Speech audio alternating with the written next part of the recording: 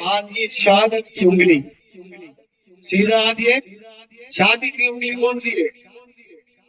یہ والی پہلی بڑی انگوٹھے کے ساتھ والی، یہ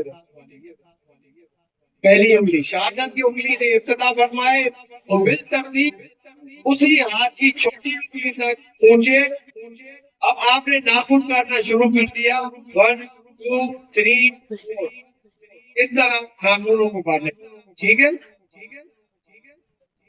چھوٹی انگلی تک پہنچے، پھر بائیں ہاتھ کی چھوٹی انگلی سے آپ نے اس طرح کاٹا، اس طرح آئی، آپ اس طرح کاٹنے، پھر آپ اس طرح کریں گے بالترتیب بائیں ہاتھ کی چھوٹی انگلی سے کاٹتے ہوئے اسی ہاتھ کے انگوٹھے تک آتے۔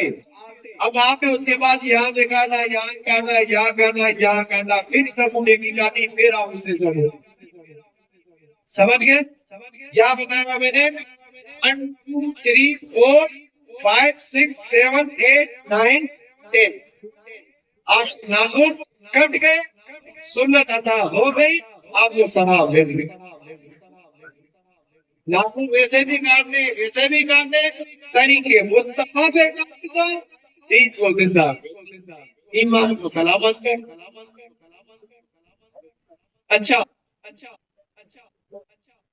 پاؤں کے ناخن تراشنے کے سلسلے میں کوئی ترتیب نہیں ہے، بہتر یہ ہے کہ پاؤں کی انگلیوں میں خلال کرنے کی جو ترتیب ہے اسی ترتیب سے ناخن کاٹے جائے، یعنی سیدھے پیر کی چھوٹی انگلی، سیدھا پاؤں جس طرح یہ سیدھا آتے ہیں تو اسی طرح یہ دکھایا جا رہا ہے، مثال دے رہا ہوں، یہ چھوٹا پاؤں چھوٹی انگلی اس طرح، ناخن اس طرح۔